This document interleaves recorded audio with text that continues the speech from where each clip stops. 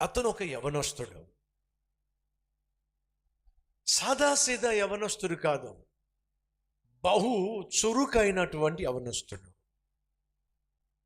తాను పుట్టిన స్థలం నుండి సుమారు 1000 కిలోమీటర్ల దూరం ప్రయాణం చేసి వెళ్ళి ఉన్నతమైన చదువు చదువుకోవాలి, ఉన్నతమైన స్థాయికి చేరాలి అని చెప్పి తన ఉన్నతమైన చదువుల కోసం సుమారు 31 రోజులు ప్రయాణం చేశాడు. 31 రోజులు ప్రయాణం చేసి తాను వెళ్ళి ఆ పట్టణంలో చదువుకున్నాడు. తాను చదివిన సబ్జెక్ట్స్లో కానీ, తాను కలిగి ఉన్న విశ్వాసంలో కానీ, తాను కలిగి ఉన్న వేదాంత విద్యలో కానీ ఎవడైనా ప్రశ్నించాడంటే ఆ ప్రశ్నకు జవాబు చిటికలో ఇచ్చేస్తాడు. అంత అంత చురుకైన వాడు. అదే సమయంలో ఆ ప్రాంతంలో కొంతమంది క్రైస్తవులు క్రీస్తును ఆరాధిస్తూ ఉంటే గమనించాడు.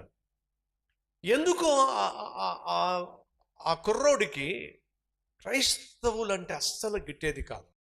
గమనించారో కొన్నిసార్లు కొంతమంది జీవితాల్లో ఎందుకో క్రైస్తవులు అంటే ద్వేషిస్తూ ఉంటారు, క్రైస్తవ్యాన్ని దూషిస్తూ ఉంటారు, క్రీస్తును ద్వేషిస్తూ ఉంటారు. కారణం ఏమైనా ఉంది అని అంటే కారణం చెప్పలేరు. ఎందుకు నువ్వు క్రీస్తును ద్వేషిస్తున్నావు అని ఒక కారణం అడగని చెప్పలేడు. ఎందుకో ఈ కుర్రవాడు అక్కడున్న క్రైస్తవుల్ని బహుగా ద్వేషించేవాడు, బహుగా దూషించేవాడు, వాళ్ళతో వాగ్వాదానికి దిగేవాడు, వాళ్ళతో గొడవ పడేవాడు, కొన్నిసార్లు కొట్టేసేవాడు, దారుణంగా చావు కొట్టేసేవాడు. అలా కొట్టడానికి వెనకాడేవాడు కాదు, చావగొట్టడానికి వెనకాడేవాడు కాదు. అంతేకాదు, ఎవరు చూడకపోతే చంపేసేవాడు. బహు దుర్మార్గంగా, బహు భయంకరంగా వ్యవహరిస్తూ ఉన్నాడు. అతన్ని చూస్తే ఆ ప్రాంతంలో ఉన్న క్రైస్తవులకు బహు భయం.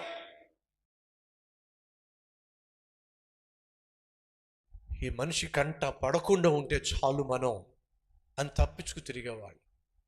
ఆడవాళ్ళు కావచ్చు, మగవాళ్ళు కావచ్చు, ప్రాముఖ్యంగా సేవకులు అతను కంటపడేవాళ్ళు కాదు. బహు దుర్మార్గంగా వ్యవహరించేవాడు. ఈ విధంగా అతను హింసిస్తూ ఉంటే, బాధిస్తూ ఉంటే, భయంకరంగా వ్యవహరిస్తూ ఉంటే ఖచ్చితంగా వాళ్ళు ప్రార్థన చేస్తూ ఉంటారు, ప్రభువా ఇంతగా మమ్మల్ని బాధ పెడుతున్నాడు, ఇంతగా కొడుతున్నాడు, ఇంతగా హింసిస్తున్నాడు, దారుణంగా మా మీద దాడి చేస్తున్నాడు, కొన్ని సందర్భాల్లో చంపేస్తున్నాడు. ఈ దుర్మార్గుడు మార్పు చెందితే మేము ప్రశాంతంగా జీవించగలుగుతాం అని అక్కడున్నటువంటి క్రైస్తవులు ఖచ్చితంగా ప్రార్థన చేస్తుంటారు. హద్దు అదుపు లేకుండా క్రైస్తవులను హింసిస్తూ ఉన్న రోజున వాళ్ళ ప్రార్థనలు ఫలించినాయి. అద్భుతంగా ఈ దుర్మార్గంగా ప్రవర్తించే కుర్రోడు ఒకరోజు మారిపోయాడు. ఎంతగా మారిపోయాడంటే క్రీస్తును తానే ప్రకటించేంతగా మారిపోయాడు. విచిత్రం ఏమిటాయా అంటే తాను మారిపోయిన తరువాత ఈ క్రైస్తవులు కూడా అతడు మారాడు అని నమ్మడానికి భయపడ్డారు. మనల్ని పట్టుకోవడానికి, మనల్ని బంధించటానికి, మన గుట్టు తెలుసుకోవడానికి మారినట్టుగా వేషము వేశాడు. అమ్మో వాడు మారటం ఏమిటి, అమ్మో వాడు మారటం ఏమిటి. నమ్మకండి, నమ్మకండి. అక్కడున్న సేవకులు కూడా ఒక మీటింగ్ పెట్టి, ఏమిటి నిజం అనుకుంటున్నారా, వాడు మారడం నిజం అనుకుంటున్నారా, ఒట్టి మాట, వాడు మారినట్టు అనిపిస్తుందా మీకు, నమ్మకండి. ఏమో మారినట్టుగా, మార్పు చెందినట్టుగా మారు వేషం వేసి మన మధ్య జొరబడి మనం ఏం మాట్లాడుకుంటున్నామో మొత్తం విని అమాంతంగా మన మీద దాడి చేస్తాడు. కాబట్టి అతని దగ్గర కూడా రానివ్వకండి అని అక్కడున్న సేవకులందరూ కూడా ఓ తీర్మానం తీసేసుకున్నారు. అతడు క్రైస్తవులను కలుసుకుందాం అంటే క్రైస్తవులు రానివ్వటల్లా. క్రైస్తవ సేవకుల దగ్గరకు వెళ్ళి, అయ్యా నిజంగా నేను మార్పు చెందాను, అది అబద్ధం కాదు, నటించటం లేదు, నన్ను నమ్మండి అని అంటే సేవకులు నమ్మట్లా. సరే క్రైస్తవులను పక్కన పెట్టేద్దాం, సేవకులను పక్కన పెట్టేద్దాం, నశించిపోతున్న వాళ్ళు చాలామంది ఉన్నారు, నాకు సంబంధించిన వాళ్ళు నా మతం వాళ్ళు చాలామంది ఉన్నారు, వాళ్ళకన్నా నేను సువార్త ప్రకటించాలి అని చెప్పి ఆ కుర్రవాడు ఈ క్రైస్తవులను ఈ సేవకులను పక్కన పెట్టేసి తన వాళ్ళ దగ్గరకు వెళ్ళి, యేసుక్రీస్తు నిజమైన దేవుడు, పాపిష్టి మనిషిని ప్రాణంగా ప్రేమించిన దేవుడు, నమ్మండి అని అంటే వాళ్ళందరూ కలిసి చంపాలని ప్రయత్నం చేశారు. ఏంట్రా ఏం మాట్లాడుతున్నావు నువ్వు, ఏం మాట్లాడుతున్నావు నువ్వు? నిన్న మొన్నటి వరకు క్రైస్తవులకు వ్యతిరేకంగా వాళ్ళ మీద పడి దాడి చేశావు, వాళ్ళను చావగొట్టావు, పోలీస్ స్టేషన్ తీసుకొచ్చావు, వాళ్ళని అరెస్ట్ చేయించావు, పోలీస్ స్టేషన్లో పడేసావు. ఇప్పుడు మళ్ళీ నువ్వేమిట్రా ఓసరవల్లిలాగా వాళ్ళలాగా నువ్వు మారిపోయావు, నువ్వు వచ్చి మాకేమిట్రా సువార్త చెప్పేది నువ్వు? నోర్మే, ఒక్కసారి ఆ యేసు ఊసు ఎత్తావంటే చంపి పడేస్తాం అని వార్నింగ్ ఇచ్చారు. కానీ ఆ కుర్రోడు తట్టుకోలేకపోయాడు. ఒక పక్క క్రైస్తవులు తన మార్పును ఒప్పుకోవటంలా, సేవకులు తన మార్పును అంగీకరించటంలా, తన వాళ్లకు యేసుక్రీస్తును కూర్చిన సత్యాన్ని తెలియచేద్దామని చెప్పి వాళ్ళ దగ్గరికి వెళితే వాళ్ళు ద్వేషించారు. అయినా సరే నా జీవితంలో వచ్చినటువంటి అద్భుతమైన రక్షణ, నా జీవితంలో వచ్చినటువంటి ట్రాన్స్ఫర్మేషన్ అనేక మంది తెలుసుకోవాలి అని చెప్పి తన ప్రజల దగ్గరికి వెళ్ళి వాళ్ళకు సువార్త ప్రకటించాలి అని చెప్పి ప్రాణాలకు తెగించి తను సువార్త ప్రకటించే ప్రయత్నం చేస్తే అతని పైన హత్యా ప్రయత్నం జరిగింది. అర్థమైపోయింది, వీడు క్రైస్తవులు నన్ను అంగీకరించటల్లా, సేవకులు నన్ను అంగీకరించటల్లా, నా వాళ్ళు నన్ను అంగీకరించట్లా, పైపెచ్చు నన్ను చంపాలని ప్రయత్నం చేస్తున్నారు, ఏం లాభం? వీళ్ళ మధ్య నేను నివసించి సాధించేది ఏమిటి, ఏం లాభం? వెళ్ళిపోతాను మా ఊరని చెప్పి తను ఎక్కడికైతే చదువుకోవడానికి వచ్చాడో ఆ చదువుకున్న పట్టణాన్ని విడిచిపెట్టేసి మళ్ళా 31 రోజులు ప్రయాణం చేసి తన ఊరు వెళ్ళిపోయాడు. సంవత్సరం అయింది, 2 సంవత్సరాలు అయింది, 5 సంవత్సరాలు అయింది, 10 సంవత్సరాలు అయింది. ఎవరో బయట నిలబడి, హలో ఎవరైనా ఉన్నారా ఇంట్లో? ఇక్కడ సౌలు అనేటటువంటి వ్యక్తి ఉన్నాడా? గట్టిగా పిలిచారు. వెంటనే సౌలు బయటకు వచ్చాడు.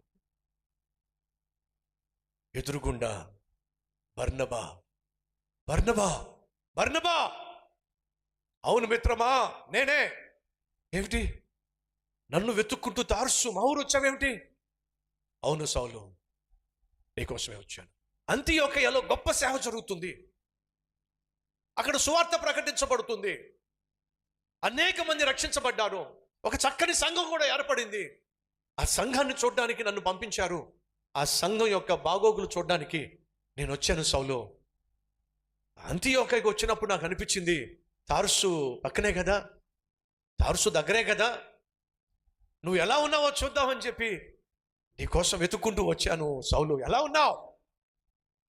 ఎలా ఉన్నాను? 10 సంవత్సరాలుగా ఏం చేయాలో తెలియక నిరుత్సాహ నిస్పృహలో నలిగిపోతూ ఉన్నాను. దేవుని కోసం జీవించాలి ఆశ నాకుంది, కానీ నన్ను నమ్మేవాళ్లే కరువైపోయారు. కాబట్టి ఇక్కడే ఉండిపోయాను. చేయగలిగిన సేవ చేస్తున్నాను, చెప్పగలిగిన సువార్త ప్రకటిస్తున్నాను. ఎందుకని దేవుడు నన్ను ఇలాంటి పరీక్షా సమయంలో పెట్టేశాడో నాకు అర్థం కాలేదు. ఏం చేయాలో నాకు తెలియటం లేదు. బర్నబా, బర్నబా అంటున్నాడు. భలేవాడు సౌలు, ఏం చేయాలో తెలియట్లేదంటావేమిటి? నీలాంటి రోషం కలిగిన వాడు, నీలాంటి పౌరుషం కలిగిన వాడు, జీవము కలిగిన దేవుని కోసం రోషము కలిగి జీవించాలి. రా, మన ఇద్దరం కలిసి సేవ చేద్దాం, మన ఇద్దరం కలిసి సేవ చేద్దాం, రా సౌలు అని చెప్పి సౌలును బర్నబా అంతియోకయ అనే పట్టణానికి తీసుకొచ్చాడు. ఆ పట్టణానికి తీసుకొచ్చినప్పుడు అక్కడున్న సంఘస్థులందరూ కూడా సౌలును బర్నబాను చూసి ఎంత సంతోషించారో, ఎంత అద్భుతంగా పౌలు ప్రసంగాలు చేస్తున్నాడో, ఎంత అద్భుతంగా వాక్యం బోధిస్తున్నాడో, అలాగే బర్నబా ఎంత అద్భుతంగా సంఘాన్ని నడిపిస్తున్నాడో. వీళ్ళిద్దరూ చేస్తున్న సేవ చూసి అంతియోక్యలో ఉన్నటువంటి సంఘ సభ్యులు, అక్కడున్న పెద్దలు అబ్బురపడిపోయారు, సంతోషపడిపోయారు. అటువంటి సమయంలో పరిశుద్ధాత్మ దేవుడు చెప్పింది ఏంటో తెలుసా? బర్నబాను, పౌలును నేను ప్రత్యేకించాను సువార్త ప్రకటించడానికి, కాబట్టి వీళ్ళిద్దరిని కూడా సువార్త సేవ చేయడానికి, సంఘాలు స్థాపించడానికి పంపించండి అని చెప్పినప్పుడు పౌలు, బర్నబా వీళ్ళిద్దరూ కలిసి గ్రామానికి వెళ్ళారు, సువార్త ప్రకటించారు, సంఘాలు స్థాపించారు. సహోదరి సహోదరులు, ఇదేమిటి బ్రదర్, ఎప్పుడూ విననటువంటి ఈ సందేశాన్ని సడన్ గా మాకెందుకు మీరు అందిస్తున్నారు అని ప్రశ్నిస్తే దానికి కారణం ఉంది. ఏమిటా కారణం? ఆత్మఫలము ఏమనగా ప్రేమ, సంతోషము, సమాధానము, దీర్ఘశాంతము, దయాళుత్వము, ఇప్పుడేమిటి? మంచితనం. అపోస్తలుల కార్యములు 11వ అధ్యాయం 21వ వచనం చదువుతున్నాను. ప్రభువు హస్తము వారికి తోడై ఉండెను గనుక నమ్మిన వారు అనేకులు ప్రభువు తట్టు తిరిగిరి. వారిని గూర్చిన సమాచారము యెరూషలేములో ఉన్న సంఘపు వారు విని బర్నబాను అంతియోకయకు పంపిరి. అతడు వచ్చి దేవుని కృపను చూచి సంతోషించి ప్రభువును స్థిర హృదయముతో హత్తుకొనవలెనని అందరినీ హెచ్చరించెను. 24వ వచనము అండర్లైన్ చేసుకోండి. అతడు పరిశుద్ధాత్మతోనూ విశ్వాసముతోనూ నిండుకొనిన సత్పురుషుడు. ఏ పురుషుడు? సత్పురుషుడు అంటే అర్థం తెలుసా? మంచివాడు. ఎవరితను? మంచోడండి. బర్నబా మంచివాడు, సత్పురుషుడు, మంచివాడు. మంచివాడు అంటే ఎవరో తెలుసా? తన గురించి ఆలోచించకుండా ఎదుటివాడిని గురించి చాలా మంచి మనసు అండి అతనిది అని ఎవరిని కూర్చుంటాం మనం? చాలా మంచివాడండి, ఎవరికైనా కష్టం వస్తే వెంటనే సహాయం చేస్తాడండి, చాలా మంచివాడండి. మంచివాడు అని అంటే అర్థం ఏమిటంటే మంచి హృదయము కలిగిన వాడు. పరిశుద్ధాత్మ దేవుడు మనలో నివసించినప్పుడు ఆయన ఫలాలు కనిపిస్తాయి. పరిశుద్ధాత్మ దేవుడు ఎవరిలో నివసిస్తాడో వారిలో కనిపించే లక్షణములు ఏమనగా ప్రేమ. భార్యను బాధేవాడు ప్రేమ గలవాడు కాదు. భర్తకు నరకం చూపించేది ప్రేమ కలిగిన స్త్రీ కాదు. అమ్మను నాన్నను ఏడిపించేది దేవుని ఆత్మ కలిగిన కొడుకు కాదు, కూతురు కాదు. కోడలను రాచి రంపాన పెట్టేది, అతనికి నరకం చూపించేది దేవుని ఆత్మ కలిగిన వ్యక్తి కానే కాదు. నువ్వు దేవుని ఆత్మ కలిగి ఉన్నట్లయితే నీలో కనిపించే లక్షణాలు, నువ్వు ప్రేమ కలిగి జీవిస్తావు. 2 సంతోషం కలిగి జీవిస్తావు.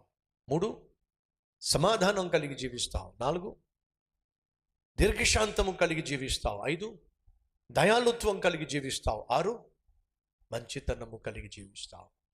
నీలో దేవుని ఆత్మ నివసిస్తున్నట్లయితే ఆత్మదేవుడు కలిగి ఉన్న లక్షణాలు నీలో స్పష్టంగా కనిపిస్తాయి. సంగమా వింటున్నారా? మనం ఒకప్పుడు పాపిష్టి వాళ్ళం, కానీ దేవుడు మనకు వాగ్దానం చేశాడు, ఆ పాపిష్టి హృదయాన్ని తీసివేస్తాను, నా మాటకు లోబడే హృదయాన్ని మీకు ఇస్తా, నా విధులను నా కట్టడలను లోబడేటటువంటి మనస్సు మీకు ఇస్తా. అలా మీరు లోబడాలి అంటే స్వతహాగా మీరు లోబడలేరు కనుక నా ఆత్మను మీ అందు ఉంచి మీరు నాకు లోబడే విధంగా చేస్తా. ఎంత అద్భుతం అండి! పరిశుద్ధాత్మ దేవుడు మనలో ఉన్నట్లయితే మనము మంచితనాన్ని చూపిస్తాం. యెరూషలేములో ఉన్నటువంటి క్రైస్తవులు భయపడిపోయారు. పౌలు మార్పు చెందాడంటే నమ్మలేదు. ఒకవైపు క్రైస్తవులు అంగీకరించక, మరోవైపు సేవకులు అంగీకరించక, ఇంకొక వైపు తన వాళ్ళు సువార్తను అంగీకరించక, ఆఖరికి తనను చంపాలని ప్రయత్నం చేస్తే పౌలు చేయగలిగిందేమీ లేక తార్సు అనే తన ఊరు పారిపోయాడు, అక్కడే ఉండిపోయాడు. ఓ సత్పురుషుడు! ఎవరు? మంచివాడు. పేరేంటి చెప్పండి? బర్నబా. ఎందుకు మంచివాడు? బైబిల్లో ఉంది, చూద్దాం రండి. అపోస్తలుల కార్యములు 11వ అధ్యాయం 24వ వచనం. అతడు పరిశుద్ధాత్మతోనూ, మొదటిగా దేనితో? అది నువ్వు మంచివాడివి కావాలి అని అంటే, నీలో ప్రేమ, సంతోషము, సమాధానము, దీర్ఘశాంతము, దయాళుత్వము, మంచితనము ఉండాలి అంటే నీ హృదయము పరిశుద్ధాత్మతో నిండాలి.